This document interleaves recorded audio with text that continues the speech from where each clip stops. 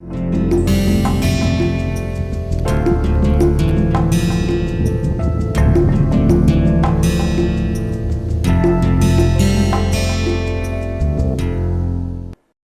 back to the lecture series in bioenergy. So, last class we were talking about the gasifier designs, and we have talked about the two different kind of fixed bed gasifiers. So, the broadly, I mean there are two broadly used gasifiers, and there is a third type which is not very commonly used. Okay.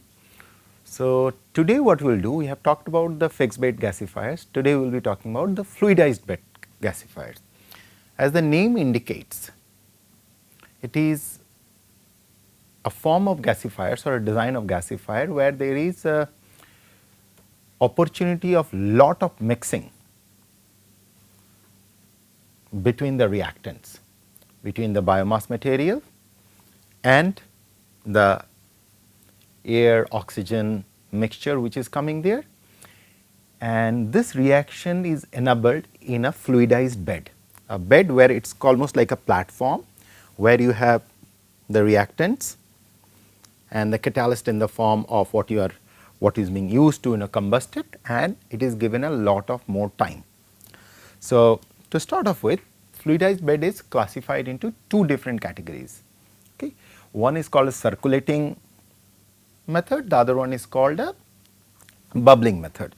So, let us start off with, so to start with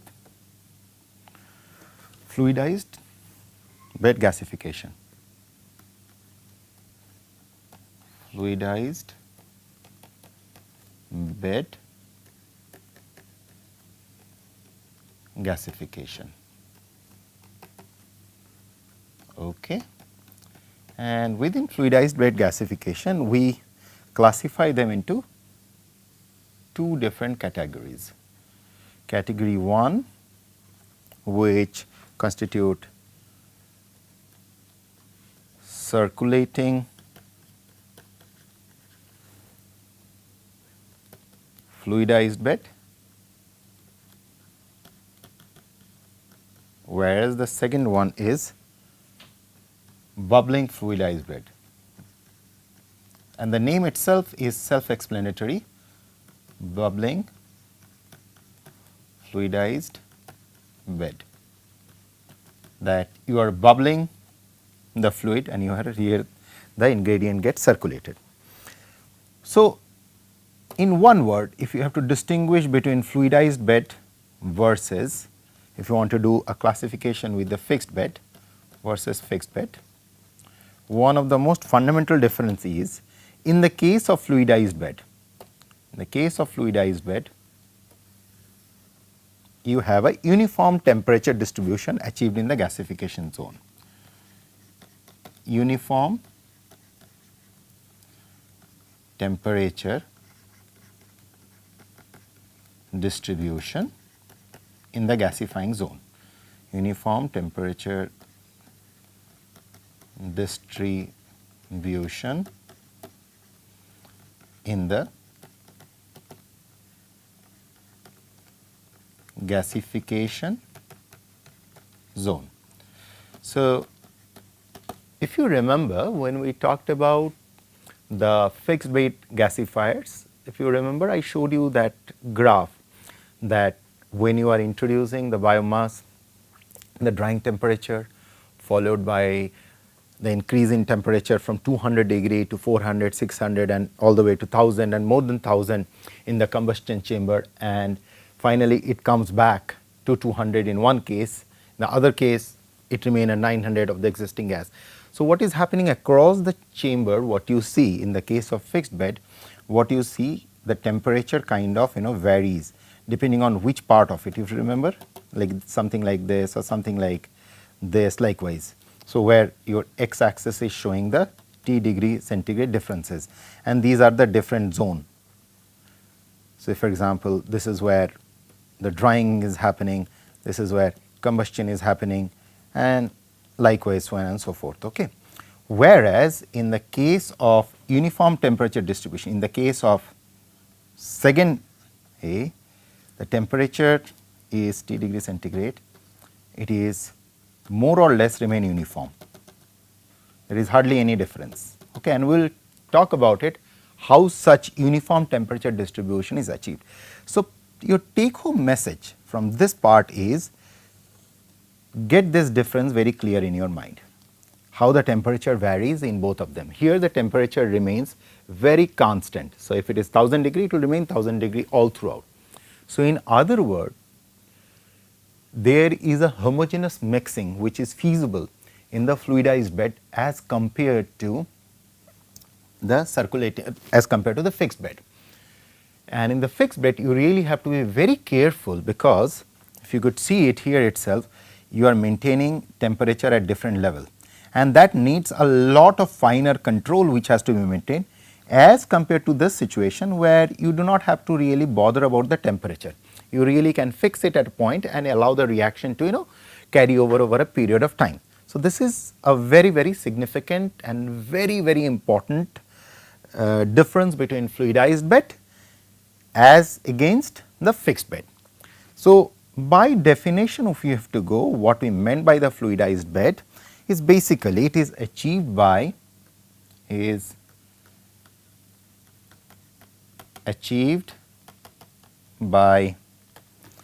using a bed of fine grained material,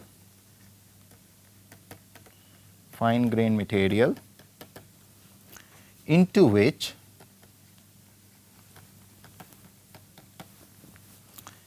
air, which is the form of fluid, air is introduced. And if this definition is clear to you, then you will realize that when I will do the drawing, it will make sense. So, essentially fluidizing the bed material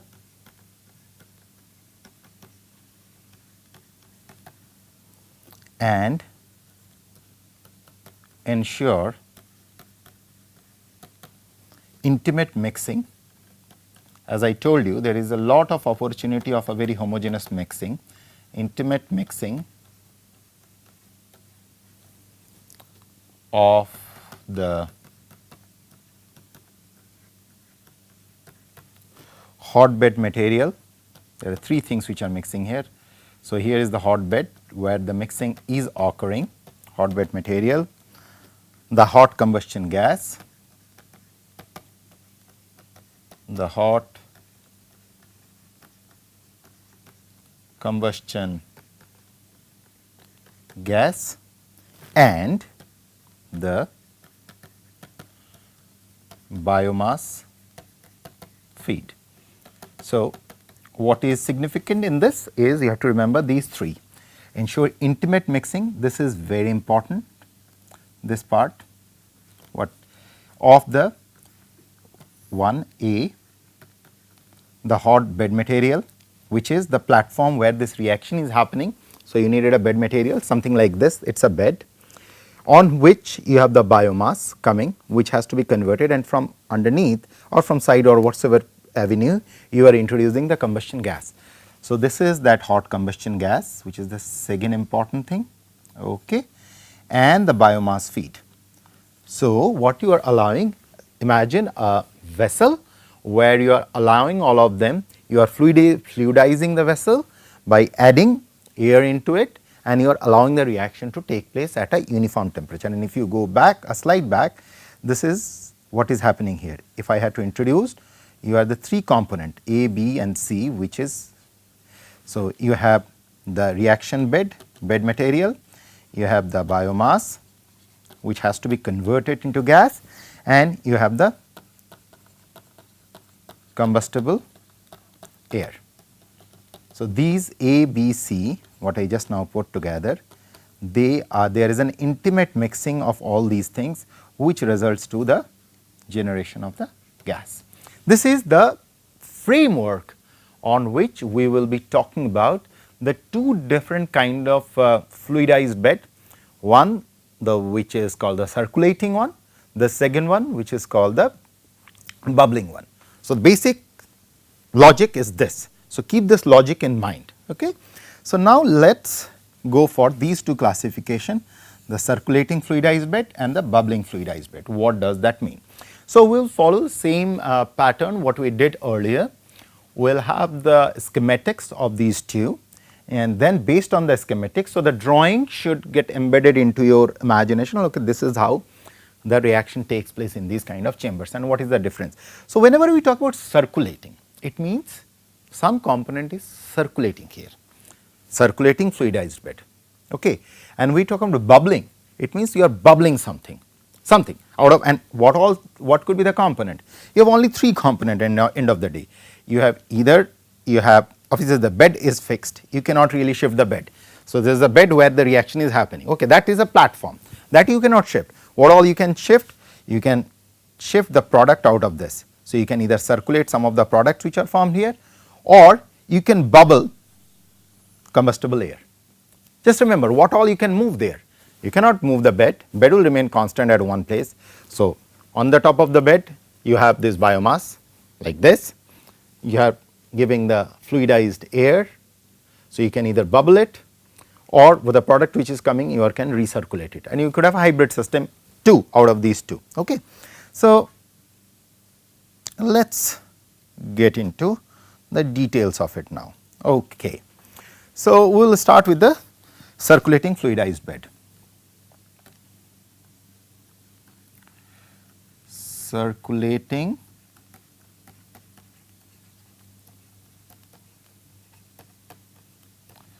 fluidized bed gasifier. Okay. So, the design, if we have to show, let me first of all draw the design of it, that will help for the better understanding of it. Something like this. This is just a schematic, I am not drawing by the scale. So,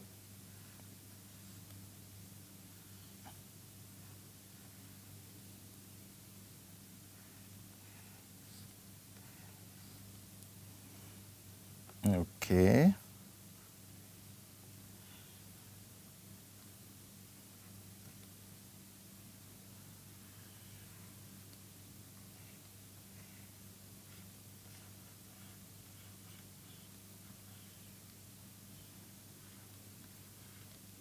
Okay.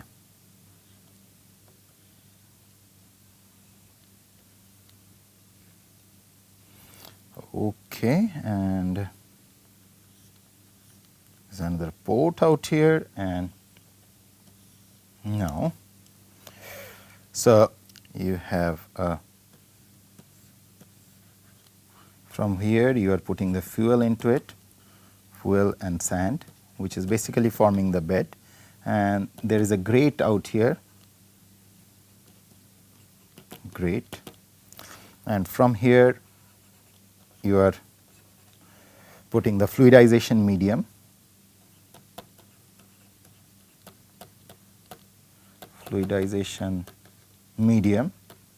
okay. This is where you have the bottom ash and bed material sand, bed material mostly the sand. It is something like, when I talk about sand, so many of you have seen when they make popcorn on the roadside, all of you have seen how they make it. So, you see a big vessel there, iron vessel or a metallic vessel, on which they put a lot of sand, you have seen, and they heat up the sand, and then they put the corns into it, and the corns start fluffing out into forming the popcorn, exactly very similar to that. Just imagine, you see the popcorn wallas who are, and you will see how they are making it. So, there is a sand bed. So, you have a vessel, on that there is a sand bed, sand is getting warm up, and you put the popcorns, and then you take out the puffed corns. Okay. So, that is precisely almost very similar to that, if you have to make a one-to-one correlation what you see in your day-to-day life. Okay. So, this is where the bed material, which is the sand, which is kind of the reaction unit, okay. And this is called the cyclone, where things are being recirculated back, and this is called the return leg.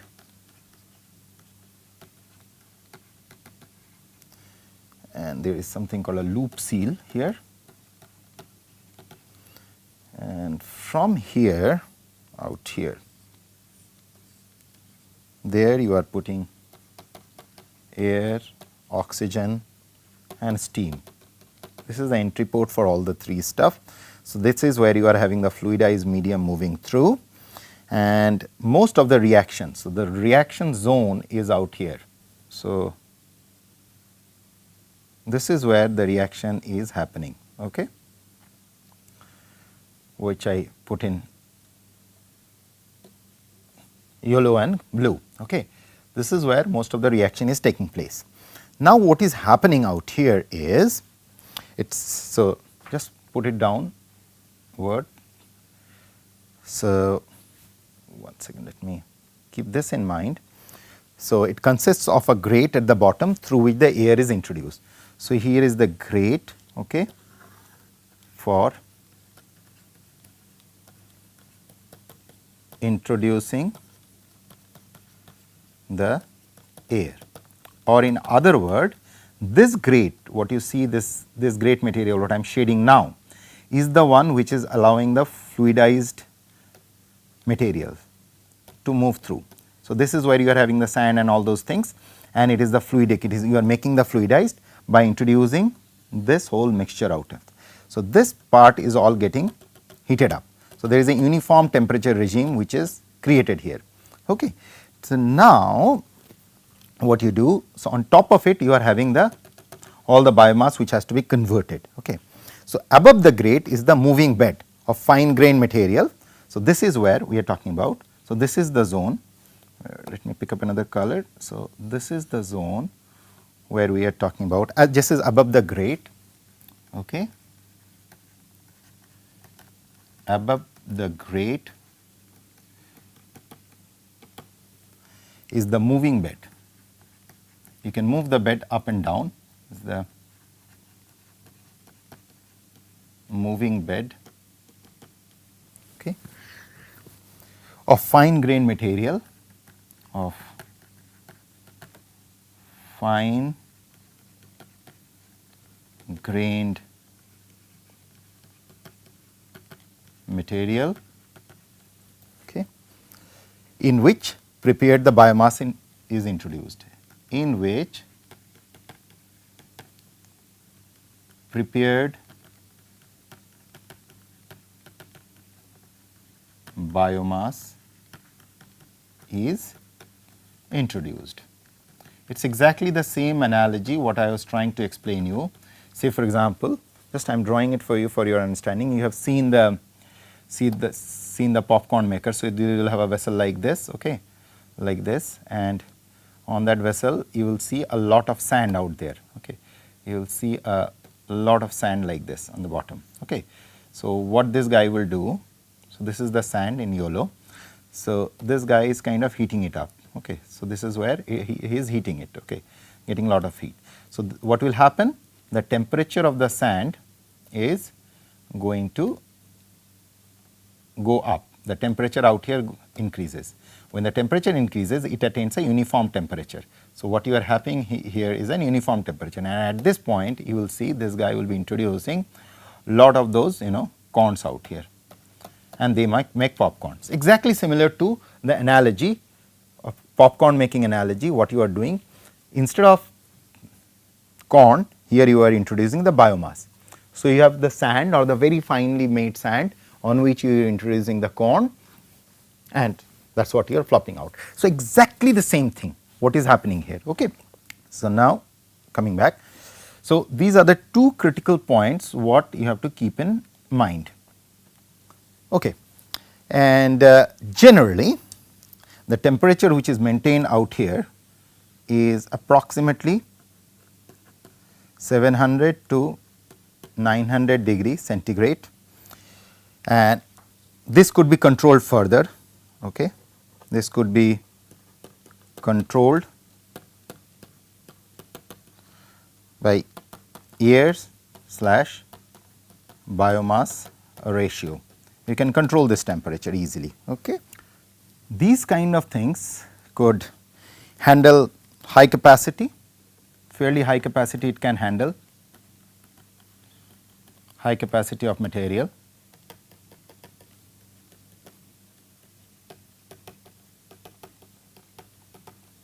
Second important thing is that this is even a day to day example, you can see in the paper and pulp industry, this is fairly common. Paper and pulp industry, this is a common phenomena for gasification of the bark and other forest product, where these kind of circulating fluidized bed is being used.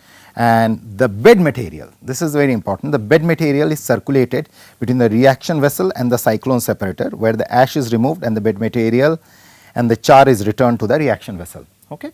So, there is one addition I wanted to do, you can also circulate this bed material. Okay. So, what is happening here when this whole reaction is taking place? So, the bed material circulates like this, whatever the product like this comes back. So, there is a movement of the bed material which can go and come back. So, how that happens? This is very important for you to realize. So, the bed material is circulated between the reaction vessel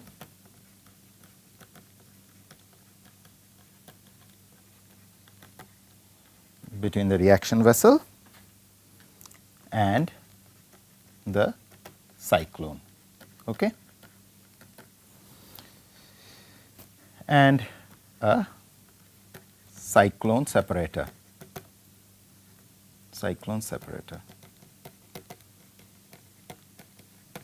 okay, where ash is removed. We will come back to the drawing and I will show you what does that mean, removed, and the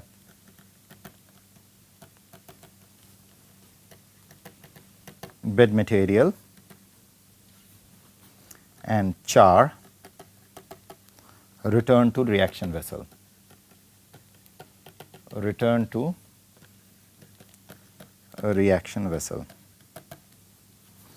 and this can operate at very high pressure. There is no issue about it withstanding the pressure, and because of it you can compress the gas, and especially for gas turbines where you need compressed gas, you can compress the gas, and especially for situation where you need for gas turbines where you need compressed gas, this can come very handy, where you need compressed gas. Okay. So, this method comes very handy in those situations. Further, there are two more points what you have to consider is that gas velocity decreases as gas velocity decreases, arrow showing decreases, and the entrained particle fall back to the fluidized bed, and the entrained particles fall back to fluidized bed,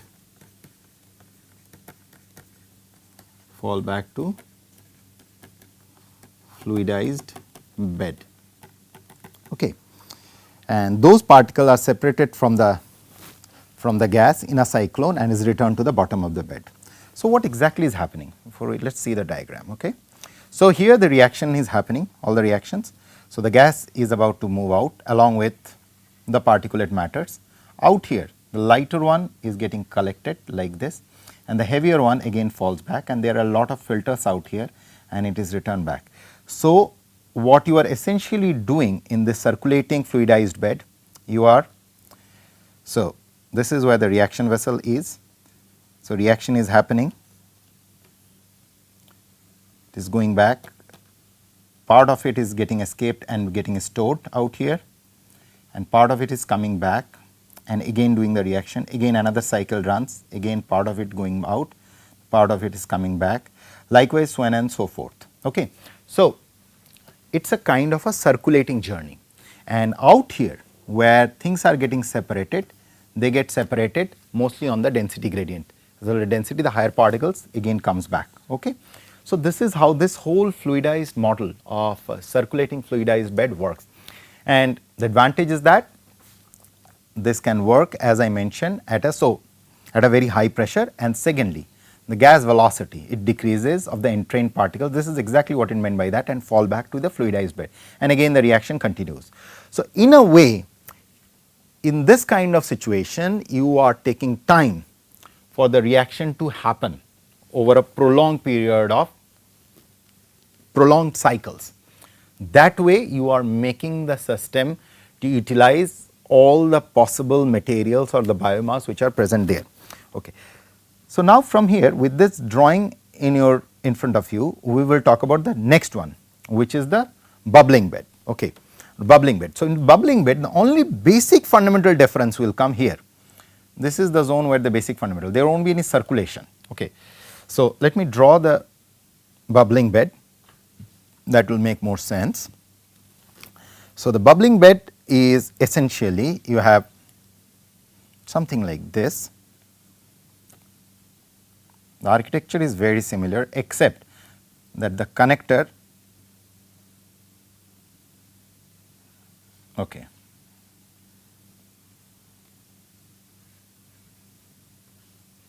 So, if you remember in the previous one, and the cyclone is getting connected to the back to the vessel. So, here you have the producer gas, okay, and this is where the fly ash come out. You have to collect the fly ash because that needs further treatment, because that is a fairly bad pollutants.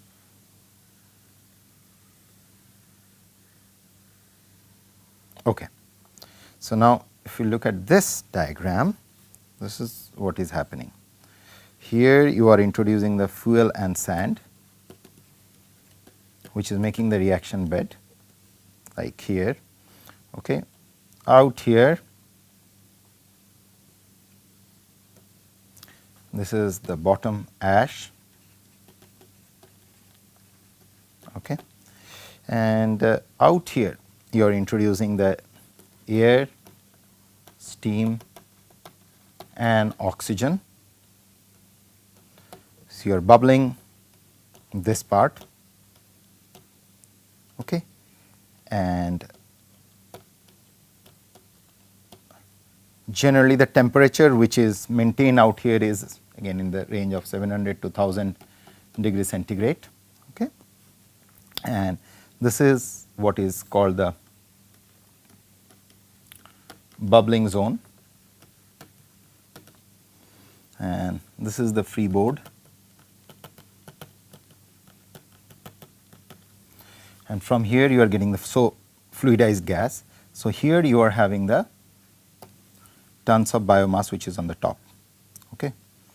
So, now what is happening here is this, you are bubbling slowly and the gases which are being produced moves along with the ash and everything, and out here the gas escapes like this. This is where you are collecting the gas in cylinders or whatever, and the ash which is contaminated with it is rejected out. This fly ash has to be collected, they are used for making bricks and other things. Okay. So, this is how the basic architecture of it looks like. So, again there is a grating through which you are introducing the air and you introduce the air. So, here is the grating where you are introducing the air and you introduce the air in form of you are fluidizing it in bubbles. Okay. So, biomass basically is spiralized in the hot bed, forming char and gaseous compound of high molecular weight. So, what is happening out here is that there are 2-3 processes which are happening. Let us enumerate them. So, the biomass which is introduced there, that gets pyrolyzed in the hot bed, forming char plus gaseous compounds, and this char is of very high molecular weight, and this high molecular weight char is further cracks and giving product of low molecular weight, MW stand for molecular weight, low molecular weight tar compounds. Okay. This is how it works, and in this situation the temperature is constant and low throughout. Okay. So, you can maintain a constant temperature out here is constant, and due to automatic density separation in the bed, dense particles sink while the light particle leaves. So, what is happening out here, if you see this column is where it almost forms a gradient. So, if I really magnify this column, you will look, if you see this column context, this column will be more like this. So, the lighter particle will be at the top, higher than that will be underneath it, further higher will be underneath it, and the heavier ones will be like this. So, these ones will be the one which will be escaping fast, followed by the ones this one, then this layer, then the fourth layer. So, there will be almost like those who have studied about density gradient centrifugation, there is an density gradient. So, because of this slowly fluidizing which is coming from the bottom, let me show it in the red. Okay. It creates a kind of a interesting gradient phenomena out here. The first one to get out, second one, third one, fourth one. So, it takes time, but at a uniform temperature you can really achieve this. Okay. So, this is what we talked about, the basics of the two different kind of fluidized bed reactors. Okay. So, what we will do after this is that we will talk about the operation and performance of the fluidized bed reactor, followed by, since we have talked about the thermochemical methods, after this we will talk about the biochemical routes of gasification, and then we will summarize the different routes by which different kind of fuels could be developed, solid, liquid, gas. Okay. But gas is preferred big time because transportation is easy and could be used in several operations much more easily as compared to the liquid or the solid fuel. Definitely solid transportation is a challenge as compared to gas. So, overall, just to summarize what we have learned about the gasifiers, we have talked about the fixed bed and we have talked about the fluidized bed, and the different kind of fixed bed like the updrift, downdrift, and cross sectional side to side movement. And then we talked about the fluidized bed, where we talked about the one where we have bubbling, the one we are recirculating. So, again let me iterate another aspect, that there is no one way really. Whenever you have to pick up one particular aspect, you really have to think several times that depending on the properties of the material, what is the best you can do. So, there is no one thumb rule, like you can, it always is a function of the material what you will be using for making energy materials out of it. So, for it is always case by case, but as long as your basics are clear, you really can work around it to figure out what is the best way to play the game. So, I will close in here, and in the next class we will talk about the pros and cons of the fluidized bed, followed by the biochemical route of transforming biomass to energy materials like gases. Okay, gasification using biological route like anaerobic digestion and the ancillary processes. Thank you.